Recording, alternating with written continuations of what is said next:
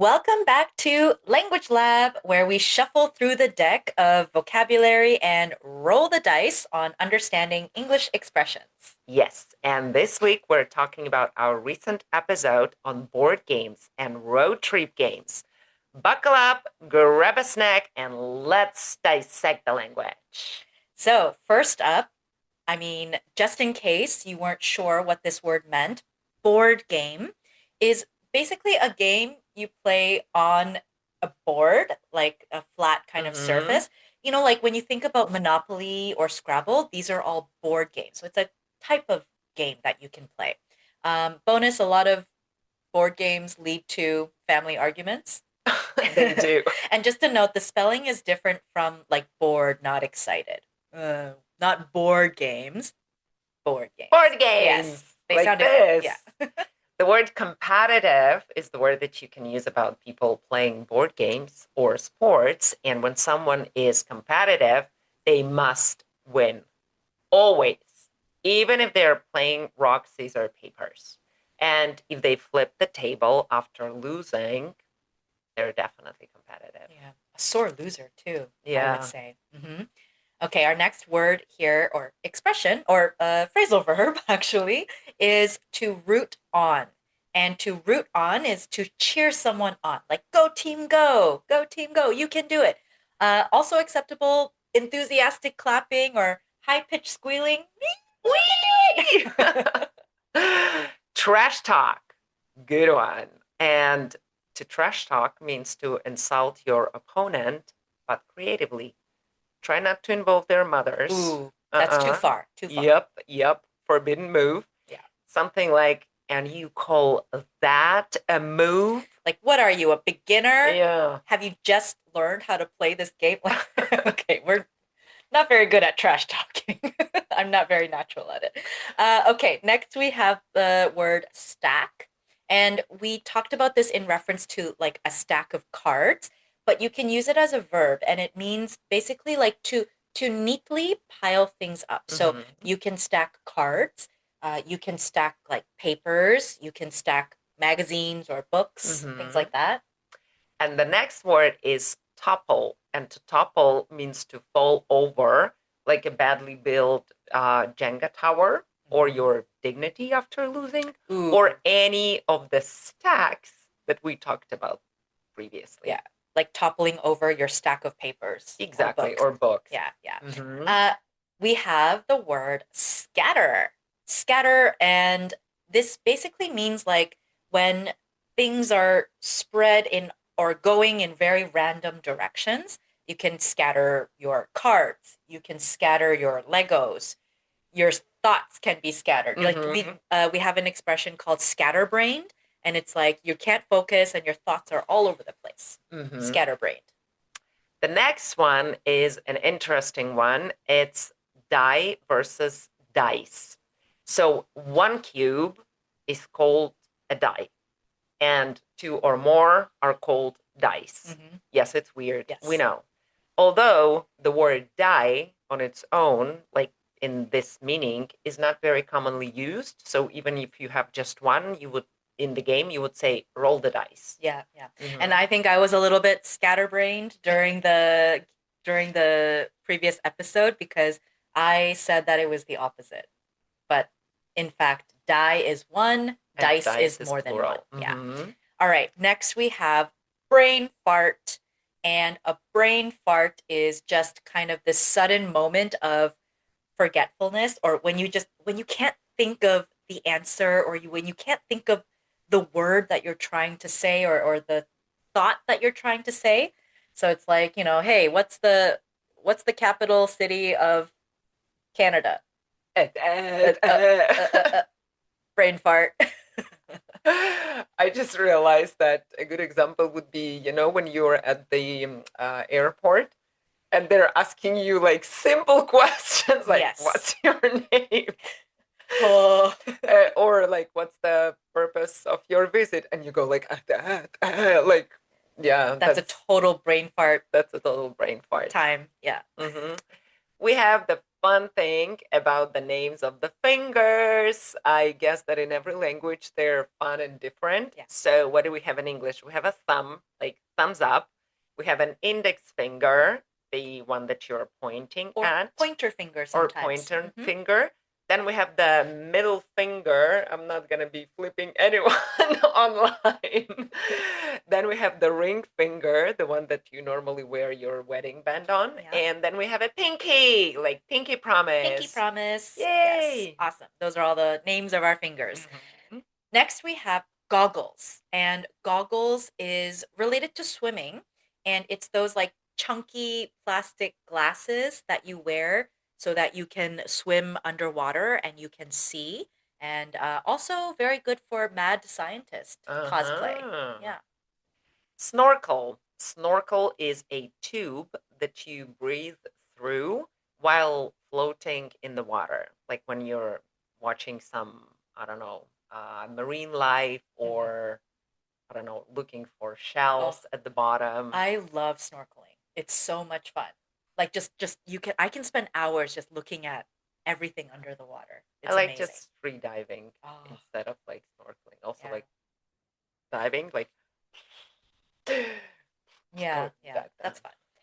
Okay. We also have scuba, which we wanted to talk about a little bit. You may also have this same word in your language, but it is an acronym and it is short for self-contained underwater breathing apparatus. We can just call it some cool gear equipment for underwater adventures.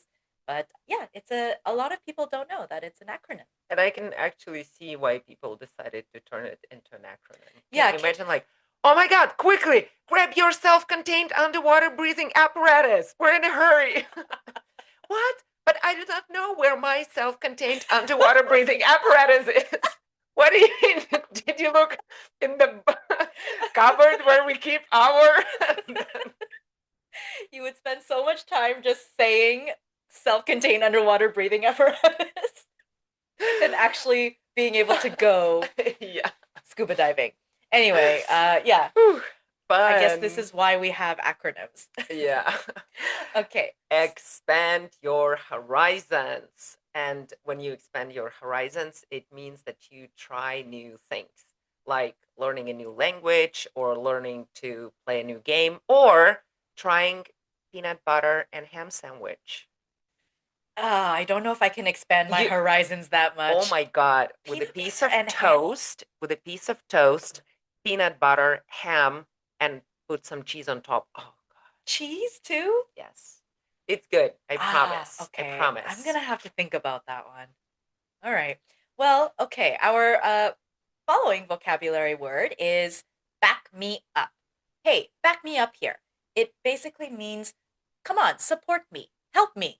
Like when you say in a game, like, this rule is real, this rule exists in this game, and I need somebody to help me, agree with Mm-hmm. me, to tell me that this rule exists. I say, hey, back me up here, Yeah. right? Or maybe if you are an FBI agent who says like, quickly, quickly, we need backup, backup, Support. support. Yeah. Yep. Bargain. And bargain is a good deal, like getting two games for the price of one, or tricking someone into giving you boardwalk. And this is a Monopoly reference. That's right. Monopoly. Yeah. It's the most expensive space on the board. Mm-hmm. Yeah. Storm out. And to storm out means that you are leaving in a dramatic, angry huff. It's like, think about somebody walking out with loud footsteps and then slamming the door behind them. They stormed out of the room. Love it. Yeah. The next one is savory. My favorite kind of snack, probably. I'm Savory definitely is savory. the opposite of sweet. Think chips, cheese, cheese, or anything that your grandma would call hearty, I guess. Yes. Fudge.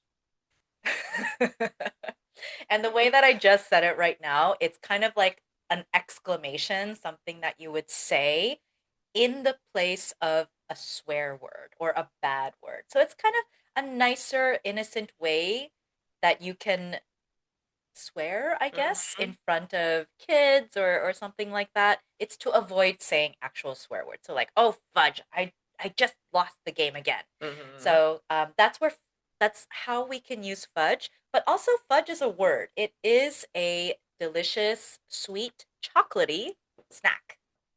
Yes. Turning cogs. So cogs are little like round thingies with like points, like spikes around them. You can see it like in old clocks or watches. And they are a part of a mechanism. And when they are turning, the machine or the mechanism is working. So this is a kind of a metaphor of your brain working slowly. So turning cogs, meaning that your brain is working and you can almost hear the gears grinding. Yeah, yeah.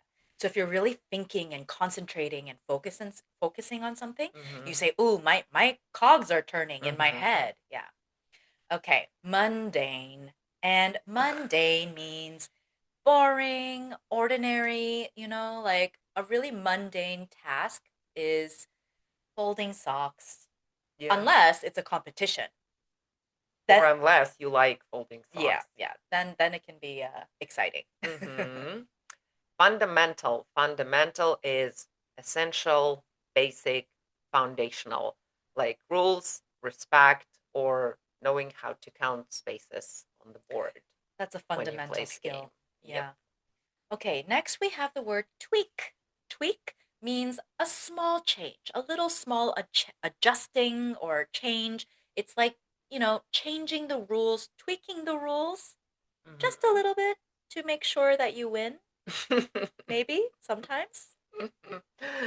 Ultimatum. And ultimatum is a serious word because it's a final demand or choice that you can face. Like, play by my rules, or I'm taking my dice and I'm going home Ooh, okay. by storming out of here. All right. Lastly, our final vocabulary word or expression for this episode is to go bananas. And to go bananas means go wild, go crazy, lose your mind. It's often the result of a long car ride. You can kind of feel like you're going bananas. And it can also come after a competitive game of 21 questions. Yeah, good one. Uh-huh. Awesome.